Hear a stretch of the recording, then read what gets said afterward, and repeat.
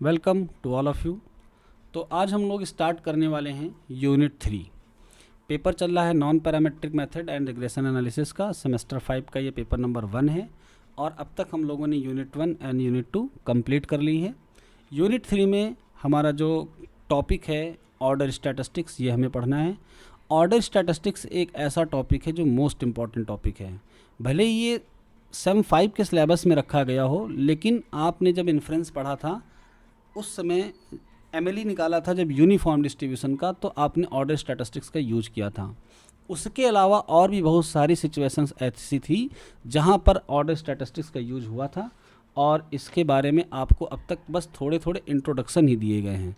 लेकिन अब समय आ गया है कि हम लोग ऑर्डर स्टैटिस्टिक्स को कम्प्लीटली पढ़ें, ये होती क्या है, इसकी ज़रूरत क्या है और ये सिलेबस में है तो किस वजह से है। तो चलिए ऑर्डर स्टैटिस्टिक्स को हम लोग समझते हैं। ऑर्डर स्टैटिस्टिक्स की अगर हम बात करें तो सबसे पहले ये ऑर्डर स्टैटिस्टिक्स होती क्या है, हम इसके बारे में जानेंगे। जब भी कभी हमारे पास कोई पॉपुलेशन होती है और हमें उसका पीडीएफ और सीडीएफ पता होता है इस तरीके से, तो स्टडी के लिए हम अपनी इस पॉपुलेशन से एक एन साइज़ का सैंपल सेलेक्ट करते हैं और सैंपल की स्टडी करके पॉपुलेशन के बारे में या उनके पैरामीटर्स के बारे में हम कमेंट देते हैं। तो जब ये सैंपल सेलेक्ट किया गया और अगर कोई ऐसा करे कि इन सैंपल्स को असेंडिंग ऑर्डर में अरेंज कर ले, यानी जो सबसे छोटी वैल्यू हो उसको सबसे पहले, जो उससे बड़ी वैल्यू हो और इस तरीके से जो सबसे बड़ी वैल्यू हो, तो जब कभी भी हम अपनी इन सैंपल्स को ऑर्डर में अरेंज कर लेते हैं तो इस स्टैटिस्टिक्स को नाम क्या देते हैं, ऑर्डर स्टैटिस्टिक्स। अब आप में से किसी के मन में ये सवाल तो आ ही सकता है कि ज़रूरत क्या थी। सबसे पहले जब हम इन सैंपल्स लिए थे तो कभी ऐसी बात नहीं की थी और हमारे सारे काम हो रहे थे। जैसे कि पॉपुलेशन के मीन को एस्टिमेट करना था तो हम इसके लिए सैंपल मीन बना लेते थे और पॉपुलेशन के मीन को एस्टिमेट कर लेते थे। सिग्मा स्क्वायर को एस्टिमेट करना होता था तो इन्हीं वैल्यू से हम एक नया एस्टिमेटर बनाते थे और इसका यूज करते हुए हम सिग्मा स्क्वायर को भी एस्टिमेट कर लेते थे। तो कहीं भी तो ऑर्डर की ज़रूरत नहीं पड़ी। तो अब आखिर ऑर्डर स्टैटिस्टिक्स की ज़रूरत क्यों पड़ने वाली है। तो अब हम आपको कुछ ऐसे रियल लाइफ एग्जांपल्स बताएंगे जहां पर ऑर्डर स्टैटिस्टिक्स का यूज होता है और वहां पर इनके नाम को बदलकर रिकॉर्ड स्टैटिस्टिक्स भी कर दिया जाता है। तो ये क्या होती हैं हम आपको बताते हैं। चलो मान लेते हैं एक ऐसा गांव है या एक ऐसा शहर है जहां पर हमेशा बाढ़ का खतरा मंडराता रहता है, यानी फ्लड आती रहती है। तो होता क्या है कि जब भी कोई नदी अपने एक लेवल के ऊपर उठती है तो वहाँ पर एक इस तरीके से निशान लगाए जाते हैं। जैसे ये नदी का मिनिमम लेवल मान लेते हैं और इसके ऊपर नदी धीरे धीरे पानी ज़्यादा होने पर बढ़ने लगी तो कहीं पर एक निशान लगाया जाता है मैक्सिमम लेवल का। अब मैक्सिमम लेवल को हम जो भी ये बीच की वैल्यूज़ हैं अगर इनमें तोड़ें तो मैक्सिमम वाले को हम किससे डिनोट कर सकते हैं, एक्सन से, और मिनिमम वाले को x1 से डिनोट कर सकते हैं। अब अगर आपसे कोई पूछे कि इस साल नदी इस वाले निशान तक आएगी, इस बात की प्रोबेबिलिटी क्या है, तो आपको क्या निकालना पड़ेगा, आपको इस nth ऑर्डर स्टैटिस्टिक्स का पीडीएफ निकालना पड़ेगा। पीडीएफ क्या होता है, प्रोबेबिलिटी डेंसिटी फंक्शन। पीडीएफ वो फंक्शन होता है जो हमको x की डिफरेंट वैल्यूज़ पे प्रोबेबिलिटी प्रोवाइड कराता है। तो जब मैक्सिमम लेवल की बात करेंगे तो यहाँ पर पहुँचने के लिए प्रोबेबिलिटी कैलकुलेट करना है तो हमको इस मैक्सिमम की प्रोबेबिलिटी कैलकुलेट करनी पड़ेगी। प्रोबेबिलिटी अगर 90% है या इससे ज़्यादा है तो हम कहेंगे कि नदी जो है खतरे के निशान तक जाएगी। इसके ऊपर जाने पर नदी ऐसे एरिया में आ जाती है जिससे कि जान माल को नुकसान होता है, यानी कि जो भी गाय भैंस हैं इनको हटाना पड़ता है, घरों को सुरक्षित करना पड़ता है, लोगों को अपनी जगह छोड़कर दूसरी जगहों पर जाना पड़ता है। तो ये हमारे लिए इम्पॉर्टेंट तो है। इसके अलावा और कहाँ पर ऑर्डर स्टैटिस्टिक्स को हम यूज़ करते हैं, टेम्परेचर के मामले में। अक्सर आप लोग पेपर में पढ़ते होंगे कि इस साल टेम्परेचर ने पिछले 25 सालों का 100 सालों का रिकॉर्ड तोड़ा। तो वो रिकॉर्ड कब टूटता है, टेम्परेचर जब या तो मिनिमम लेवल पर जाए या फिर मैक्सिमम लेवल पर जाए। गर्मी में जब रिकॉर्ड टूटता है तो टेम्परेचर अपने मैक्सिमम लेवल पर होता है और जब जाड़ों में रिकॉर्ड टूटता है तो मिनिमम लेवल पर होता है। तो ये दोनों ही हमारे लिए इम्पॉर्टेंट हैं। मैक्सिमम लेवल टेम्परेचर का वैसे तो कुछ भी हो सकता है, लेकिन अगर हम अपने एटमॉस्फेयर की बात करें तो मान लेते हैं कि ये मैक्सिमम 50 डिग्री या 49 डिग्री तक जाता है।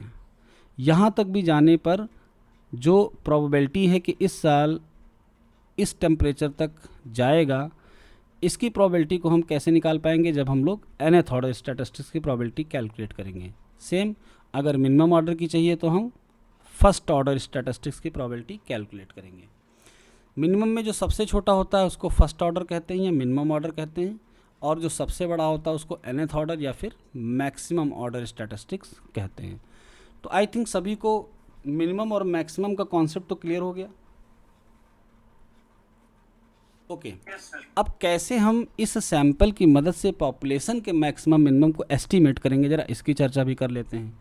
जब हमने पूरी पॉपुलेशन से एक रैंडम सैंपल n साइज़ का कलेक्ट किया, तो अगर ये सैंपल रैंडम है तो यहाँ से कोई ना कोई तो एक ऐसी वैल्यू ज़रूर आई होगी जो पॉपुलेशन की मिनिमम रही होगी। अब वो मिनिमम सबसे मिनिमम हो सकती है या उससे ऊपर वाली भी हो सकती है, और एक कोई ऐसी वैल्यू ज़रूर होगी जो मैक्सिमम रही होगी। अब वो सबसे मैक्सिमम है या थोड़ा सा उससे कम वाली भी हो सकती है। तो जब इस पॉपुलेशन से हमने एक रैंडम सैंपल सेलेक्ट किया और इसके सैंपल में आई हुई मिनिमम वैल्यू को हम मिनिमम मानते हुए एस्टीमेट करेंगे, तो हम पॉपुलेशन की वैल्यू को भी मिनिमम एस्टीमेट कर सकते हैं। रिज़ल्ट अप्रॉक्सीमेट भी मिल सकते हैं या एक्यूरेट भी मिल सकते हैं। तो डिपेंड करता है कि सैंपल हमारा कितना रैंडम है। जैसे हम एक साल भर के टेम्परेचर से 50 वैल्यूज़ ले लें रैंडमली सेलेक्ट करते हुए, तो उन 50 में कुछ जाड़े की वैल्यू भी होंगी, कुछ गर्मी की भी होंगी, क्योंकि अगर सैंपल रैंडम सेलेक्ट किया गया है तो पूरी पॉपुलेशन को कवर करेगा। और जो ये वैल्यूज़ आई हैं इनको मिनिमम मानते हुए सैंपल की वैल्यूज़ हम पॉपुलेशन की वैल्यू को एस्टीमेट करेंगे इन्फरेंस की प्रॉपर्टी लगाकर, एक्सपेक्टेशन, वेरिएंस, इन सबको ऑपरेट करेंगे। तो चलिए आज हम आपको कम से कम एक प्रूफ तो करवा ही दें मैक्सिमम का या मिनिमम का कैसे होगा, लेकिन उसके पहले थोड़ी सी लैंग्वेज देखिए। Let x1 x2 xn be a random sample of size n taken from the population whose pdf is fx and cdf is capital fx। यहाँ पर रेंज हमको दी नहीं गई है तो हम हमेशा सपोज करके चलेंगे a टू b। फिर जब हमको pdf या डिस्ट्रीब्यूशंस पता होंगे तब हम उनकी रेंज उनके अकॉर्डिंग लेंगे। मिनिमम ऑर्डर को हम x1 ब्रैकेट में लिखने के अलावा y1 से भी डिनोट करते हैं। तो इसमें आप लोग कंफ्यूज मत होना, बस लैंग्वेज को पकड़ना कि ऑर्डर में लिखा है कि नहीं लिखा है। अगर y1, y2, yn को ऑर्डर स्टैटिस्टिक्स कहा जा रहा है तो आपको ये मानना पड़ेगा कि y1 मिनिमम है और yn maximum. y1 be the minimum value of x1 x2 xn, यानी इनमें से जो सबसे छोटी होगी उसको y1 कह दिया गया। y2 be the next minimum, और इसी तरीके से yn is the maximum value. y1 less than y2 less than yn is known as order statistics of the random sample. This y1 is called first order, y2 is called second order, y3 is third, and so on. yn is nth order. In other words, the observations occupying rth place. अगर हम बीच की किसी भी value को define करना चाहें तो हम उसकी प्लेस को rth मानते हुए rth ऑर्डर स्टैटिस्टिक्स भी कह सकते हैं। Is known as rth order. We denote it by this yr, या फिर x और ब्रैकेट में r लिख के rth ऑर्डर को डिनोट किया जाता है। इसी तरीके से y1 को भी x1 ब्रैकेट में लिख के या फिर y1 minimum, while yn is the maximum. तो अब हम डिराइव करते हैं डिस्ट्रीब्यूशन ऑफ yn, यानी कि nth ऑर्डर स्टैटिस्टिक्स का प्रोबेबिलिटी फंक्शन। चलिए देखते हैं कैसे डिराइव करते हैं। तो जो चीज़ें हमने पहले बेसिक्स पढ़ रखी हैं उनका यूज़ भी करेंगे।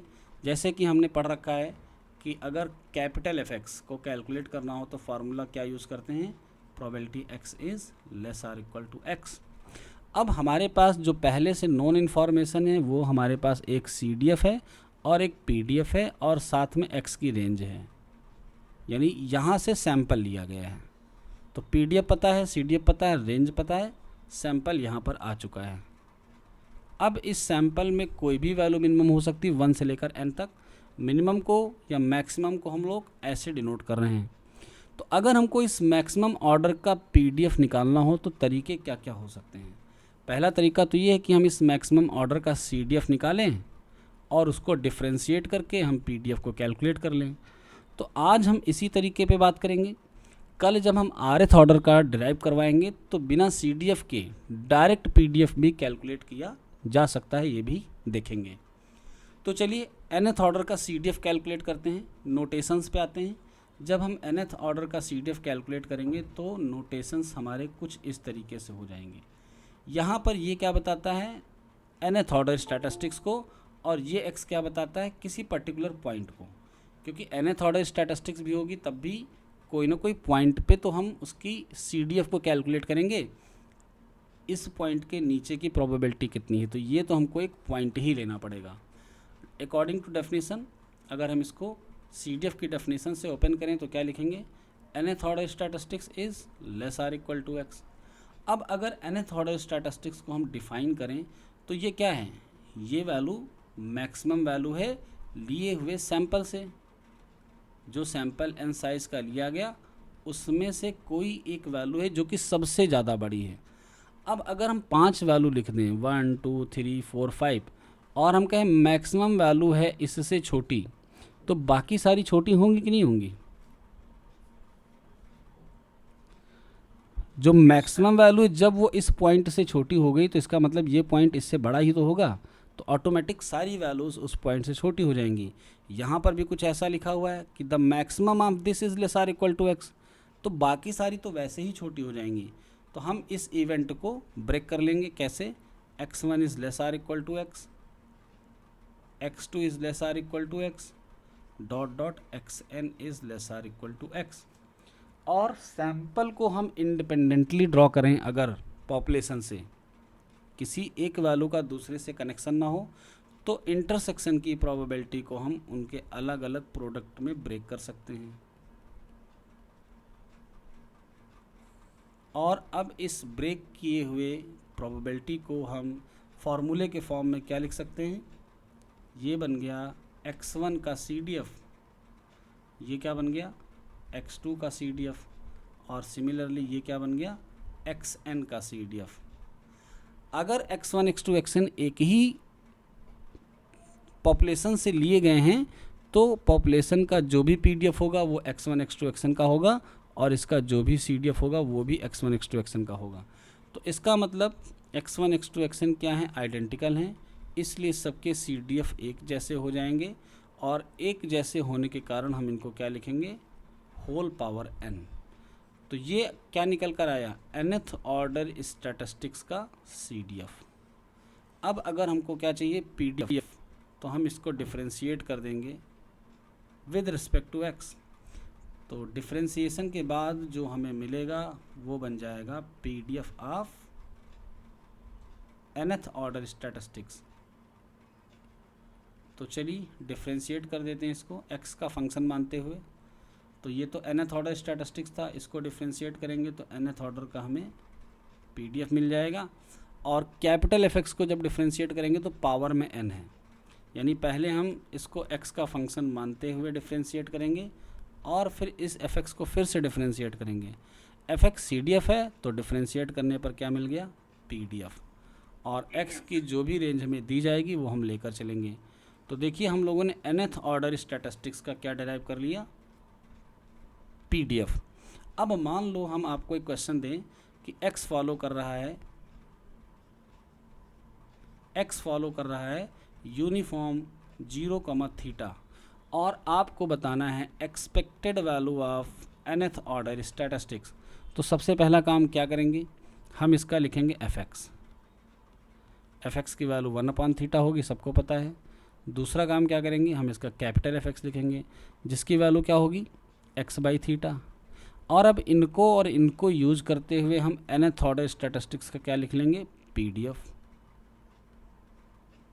क्या होगा PDF, n x/θ to the whole power n-1, यानी हमने fx की वैल्यू पुट कर दी। इसकी वैल्यू क्या है 1/θ, और रेंज तो हमको दी ही हुई है 0 से θ, जो रेंज यहाँ पर होगी वही रेंज हम लेकर चलेंगे। तो फाइनली हमारे पास क्या आ गया, nxn-1/θ to the power n, यानी हम लोगों ने nth ऑर्डर स्टैटिस्टिक्स का PDF कैलकुलेट कर लिया। अब जब हमारे पास nth ऑर्डर स्टैटिस्टिक्स का PDF आ गया तो हम यहाँ से expected value of xn, expected value of xn square as well as variance of xn सब कैलकुलेट कर सकते हैं। तो आपके होमवर्क में आज ये है कि आप इन तीनों को कैलकुलेट करेंगे इस वाले एग्जाम्पल पे। कैलकुलेट करके देखना, कहीं पे कोई दिक्कत आएगी तो कल की क्लास में हम इसका डिस्कशन करेंगे। और कल की क्लास में हम आपको minimum order and rth order statistics के PDF और उनके न्यूमेरिकल्स करवाएंगे। ऑर्डर स्टैटिस्टिक्स में एक बात महत्वपूर्ण है, वो ये कि अगर हमको एग्ज़ाम में कभी कोई PDF दिया गया और ऑर्डर स्टैटिस्टिक्स का मीन या वेरिएंस कैलकुलेट करना पड़ा, तो हमें इसका CDF कैलकुलेट करना आना चाहिए, क्योंकि फार्मूले में CDF का यूज़ होता है। मान लो कभी आपको CDF कैलकुलेट करना ना आए तो आप इसको डायरेक्टली भी सॉल्व कर सकते हैं इस फार्मूले से। कैसे, हम आपको करके दिखाते हैं। मान लो हम एक्सपेक्टेशन ऑफ XN कैलकुलेट करते हैं, तो क्या लिखते हैं, रेंज ऑफ X, यहाँ पर XN का PDF लिखते हैं DX, और यहाँ पर एक पॉइंट X लिखते हैं। XN का मतलब कोई एक वैल्यू ही होगी, तो उस वैल्यू को यहाँ पर X लेंगे और इसके PDF को पुट कर देंगे। अगर हम इसके PDF को पुट करते हैं, रेंज मान लो 0 to थीटा है, और अगर PDF पुट करते हैं तो क्या लिखते हैं, fx to the whole power n-1, और साथ में इसके क्या है n इंटू fx dx, यही तो PDF था। तो ऐसी सिचुएशन में हम क्या करते हैं, इस fx को t मान लेते हैं। अब जब इसको डिफ्रेंशिएट करोगे तो इधर क्या आएगा, fx dx is equal to dt।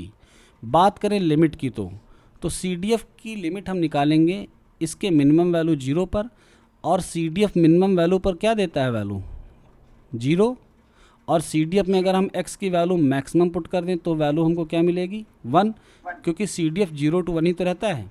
तो रेंज में 0 पुट करने पर 0 मिलेगा और थीटा पुट करने पर 1 मिलेगा।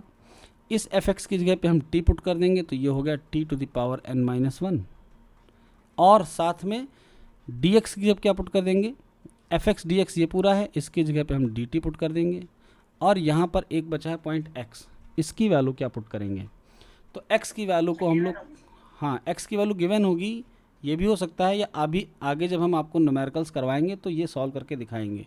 x की वैल्यू वैसे तो यहाँ से f इनवर्स t पुट की जा सकती है, बट हमको अगर कोई वैल्यू गिवन है जिस पॉइंट तक कैलकुलेशन करनी है तो उसको यूज़ करके हम निकाल सकते हैं।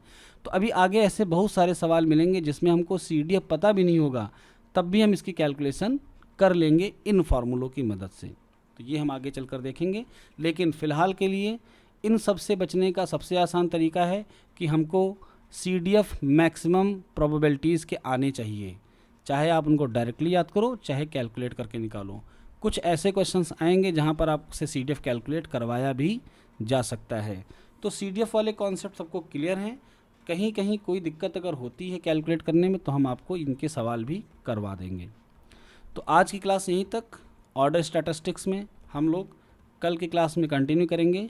कल है तो संडे, लेकिन आपकी क्लास होने के चांसेस बहुत ज़्यादा हैं।